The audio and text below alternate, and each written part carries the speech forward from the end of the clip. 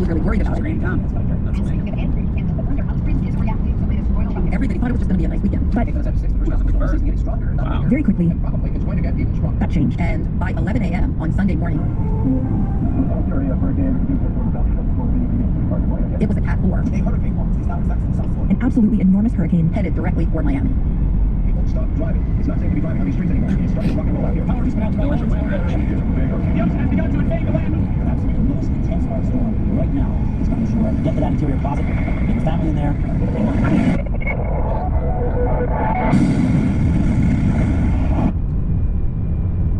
We understand right now we can perhaps get the first look at what's going on up in the air from Sky 4. Rob Pierce, how are you with us right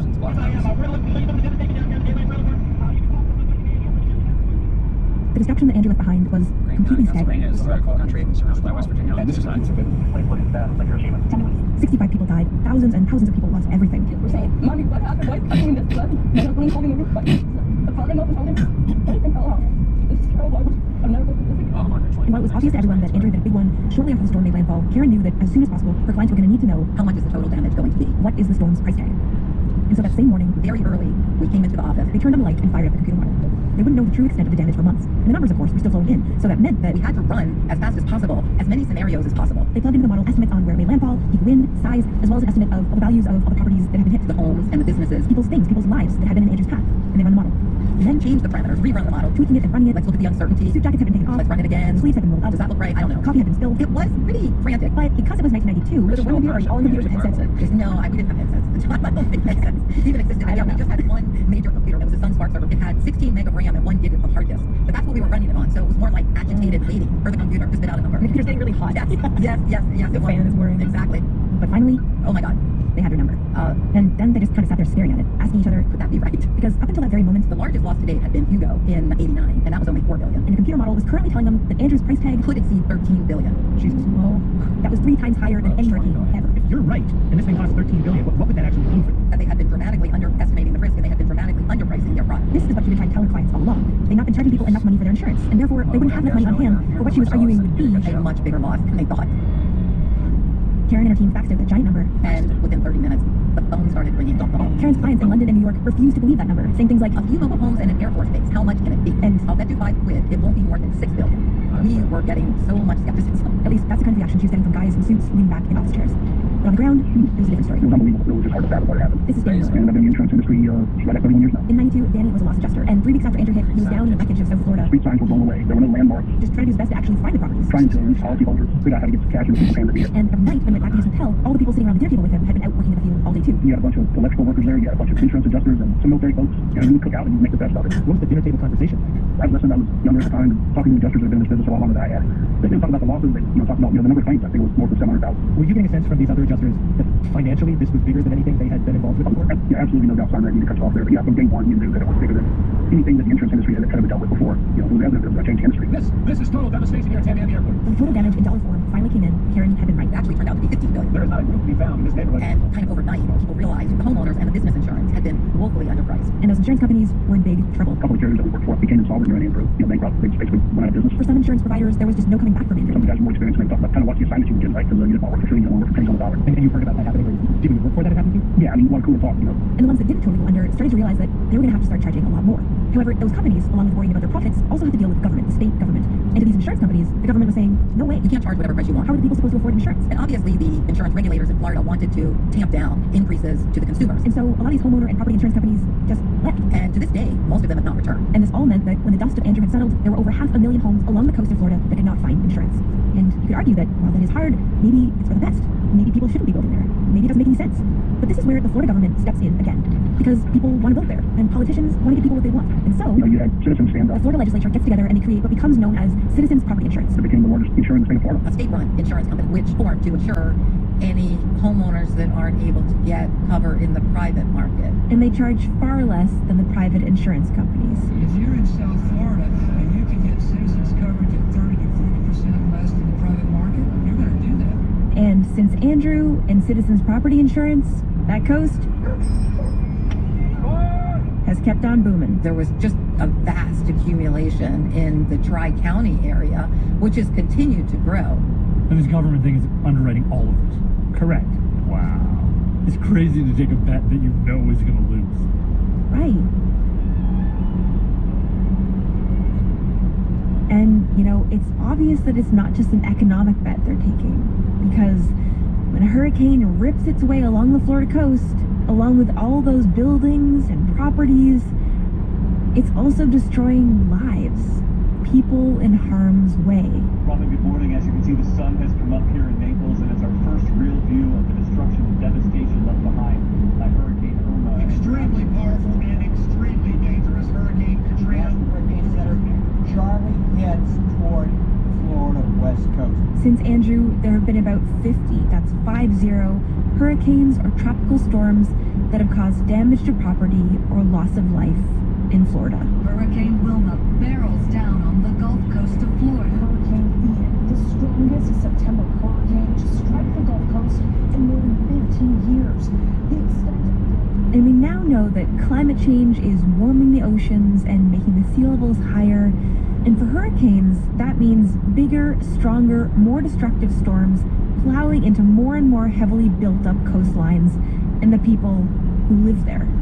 Out on the barrier islands, if you're listening, please heed this warning that if things get so bad out there, nobody is going to take a chance. Rescue services, the managers, emergency operation managers say they are not going to go on suicide missions out. And while the government's actions seem to be ignoring that reality, the insurance companies are staring it right in the face. Yeah, I mean, the insurance industry, you're not going to a conference that does not talk about climate change. You know, it is an obstacle and a challenge that we're dealing with every day.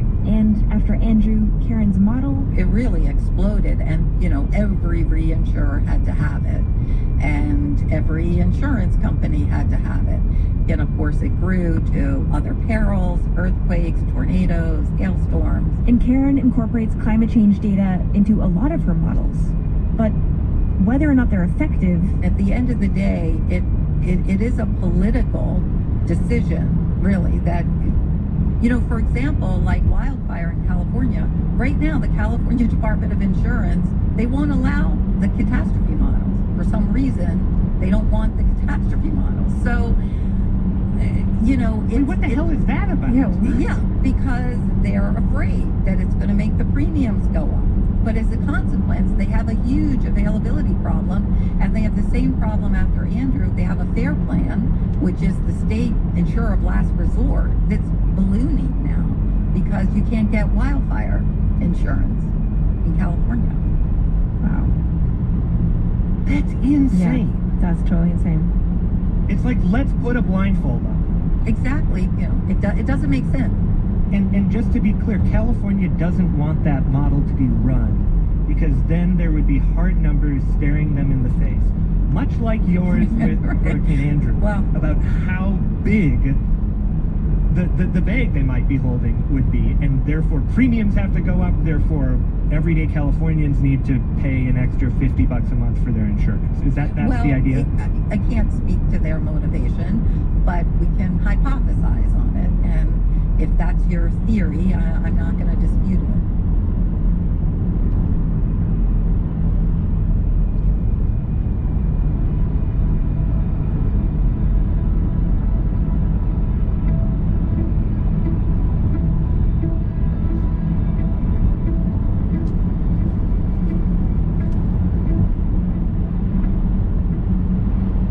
I just think it's weird. I mean, it just kind of swaps out public institutions and for-profit institutions in my head. I mean, I have this very simplified understanding of corporations as not thinking ahead, just getting what they want, leaving messes behind, you know, and I think of the government as trying to not do that. And it's just sort of interesting that in this case, there's like a flip, and there's action happening, but it's happening, to simplify it, like from the bad guys, you know? Well, and there's a little bit of both on both sides. This is Director Emeritus for the American Meteorological Society, Keith Sider. And we ran all this by him. The story of Irving Crick, this insurance situation, and his take was oddly comforting. You know, market forces if you want to think in terms of a market that doesn't care about people or about or any of those sorts of things, right. You have it be sort of an uncaring market all by itself is going to try to drive us in the right direction. Renewable energy now is the cheapest way to make electricity, and so the economic drivers are not ones where we have to say, oh, we have to give up something to get electricity that's clean. Now that's the cheapest way to get it, and that gives me optimism, because that means that now the people who do not want to see us move in the directions we have to move are working against market forces, and it's hard to work against market forces for very long. Right. And so even if greed is on your side, then you've got a chance to move the ball a lot faster. I want greed on my side all the time. Yeah, me too. Yeah. Greed is like an incredible wind at one's back. The road to Eden is paved with bad intentions. Yeah, maybe sometimes. It's greed that got us into this problem. It's the exploitation of natural resources in the name of the almighty dollar that got us into this problem. And it's hard for me to imagine a way out that doesn't have those same characters at the forefront. Greed is green. Green is green. Color of the month.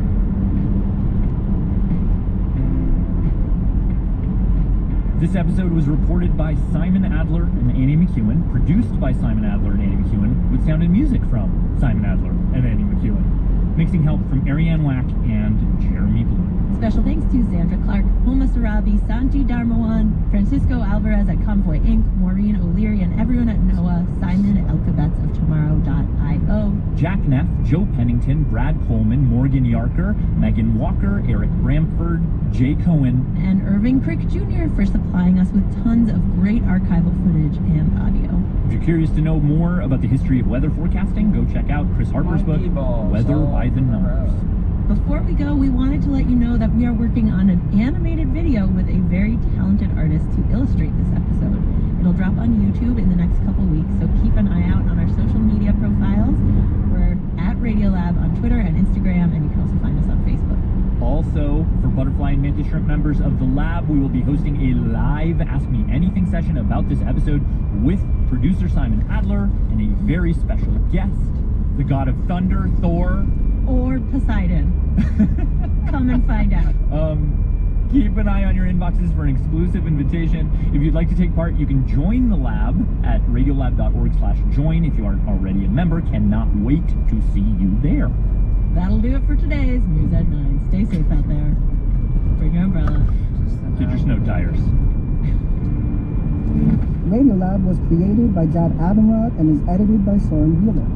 Lulu Miller and Latif Nasser are our co-hosts. Susie Lechtenberg is our executive producer. Dylan Keith is our director of sound design.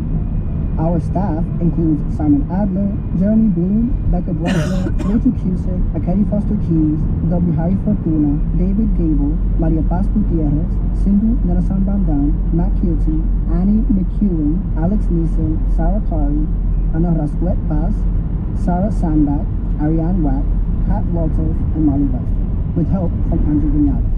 Our fact checkers are Diane Kelly, Emily Krieger, and Natalie Middleton. Hi, I'm Erica in Yonkers. Leadership support for Radiolab Science Programming is provided by the Gordon and Betty Moore Foundation, Science Sandbox, a Simon Foundation initiative, and the John Templeton Foundation. Foundational support for Radiolab was provided by the Alfred P. Stone Foundation.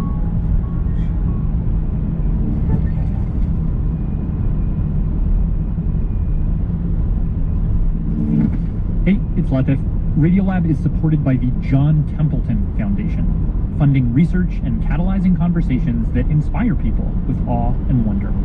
Learn about the latest discoveries in the science of well-being, complexity, forgiveness, and free will at templeton.org.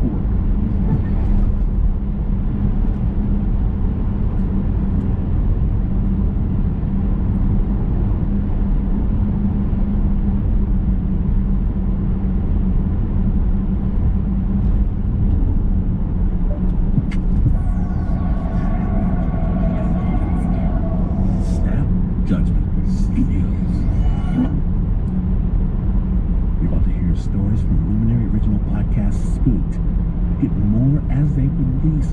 Subscribe to the Luminary channel on Apple Podcasts or directly on Luminary. Odoo is the most popular open source ERP for many reasons. It's affordable, easy to use. However, most companies rely on Odoo because their applications are fully integrated. But wait, what does fully integrated mean? Imagine a mechanic. They don't waste time running around a shop looking for tools. They keep everything they need in one convenient toolbox. Odoo is just like that. But instead of a hammer or a wrench, you can have applications for every aspect of your company. They're always connected and communicating with each other, letting you stay up to date at all times. For a free trial, visit odoo.com/snap. That's odoo.com/snap.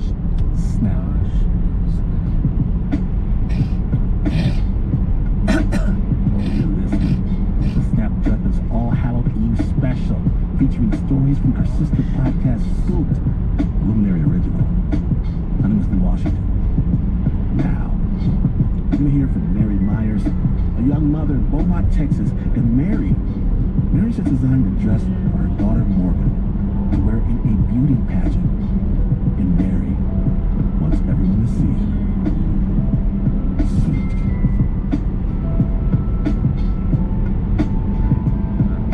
It was a really pretty peach colored dress. It was high in the front, low in the back, with like a lace petticoat that showed from the front. It was a beautiful dress.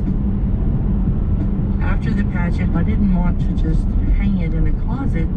I was super proud of it. I wanted everyone that came over to see this beautiful dress that I designed. So I wanted to go and find like a toddler-sized doll about the size of my daughter to put it on. It would be the perfect way to display the dress. Then I remembered the antique store that was close to my house. This antique store, it wasn't your typical store. It was an old wooden framed house, very rickety, kind of a gray color. The people in there looked like an older gentleman and his wife and their daughter. And when I walk in, everyone is greeting me at the front and asking me if they can help me, if there's anything I need. There was antiques from wall to wall, floor to ceiling, old chairs, old lamps, china, silverware, anything you could imagine, this store had it in there. So I asked the one lady if they had the doll that I was looking for, and she said, let me go get my mom. So when her mom came up, she said that they didn't have one there at the store, but that she had one in her house that she could bring if I wanted it. So I said, absolutely, of course. So a few days later, I go back to the store to pick up the doll. The whole vibe was different. The man just kind of saw me at the door and he didn't really even greet me. He just took me to the back, and it just felt odd that they would take me all the way to the back of the store where normally customers aren't allowed to go. The two ladies are in this back room and they just point over to where the doll is. They didn't want really to talk to me too much or really to have much to do with me at all. They just kind of nodded with their head that she was over there. So I look over to the right and there's this old beat up doll. She's about 3 feet tall, no clothes on her. Poor little thing was just laying there naked with her face all scuffed up. She's worn out and faded, and someone had cut her hair. In places there wasn't even any hair, it was just the holes where the hair goes. But the size of the doll was perfect. And I knew that even though she looked pitiful and sad, I knew that I could work with her and I could make her pretty. Let's make America pretty again. So I buy the doll, I put her in my car, and I immediately start talking to this doll, telling her that I was so happy she was mine now. I was going to take her home and get her cleaned up. This isn't something I normally do. I don't talk to dolls and toys, but I feel sad for the doll just because she's so beat up. So we get home, I rent a bath for her just like I would my daughter. I'm excited because she's cleaning up really nice. The scuffs are coming off her face. The more that I clean, the better she looks. Maybe it's just me, but I think her eyes are lighting up. I dry her off and I stand her up in front of me and I'm put a little lipstick on my finger and rub it on her lips just to give her a little color.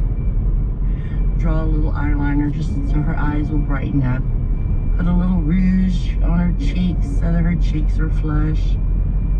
And then I found an old costume wig that I had, a little black wig that you would wear for Halloween. I put it on her and she just looks so pretty. And then I get the dress, the beautiful dress. I put the dress on her and the dress is a perfect fit. And then I take her to my daughter Morgan's room and stand her up in the corner of her room, fluff the dress out, make sure she's looking beautiful. So then when my daughter and her dad come home a little later, I tell them I have a surprise for them. I'm so excited. So I take them to Morgan's room and I show them the doll with the dress. And they both just stare at the doll. This is Tygart Lake State Park, West Virginia, near Grafton, West Virginia, on November 4th, 2022.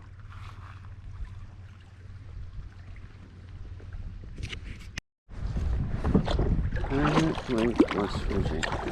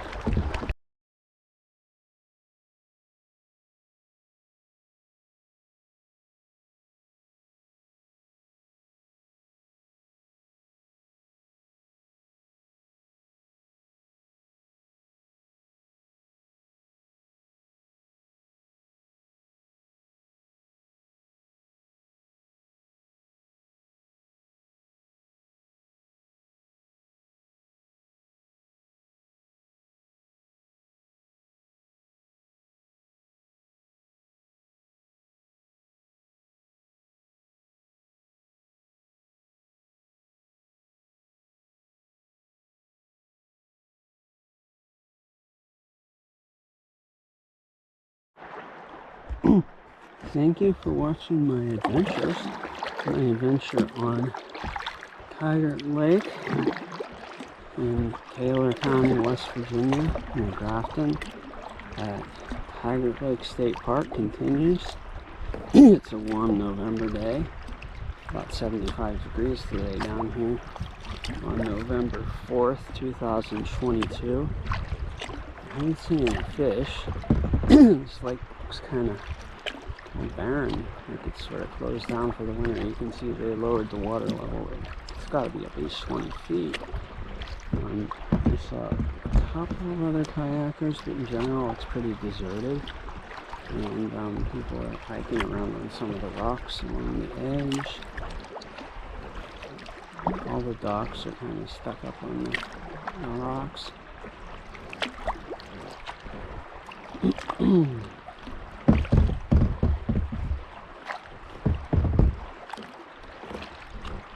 Not sure if they lower the water level or if it's actually just like really, really dry and the water level got that low.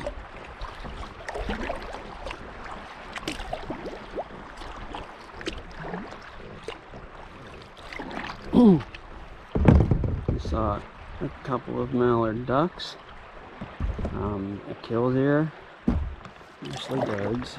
I think I saw a crow. That's all I can think of.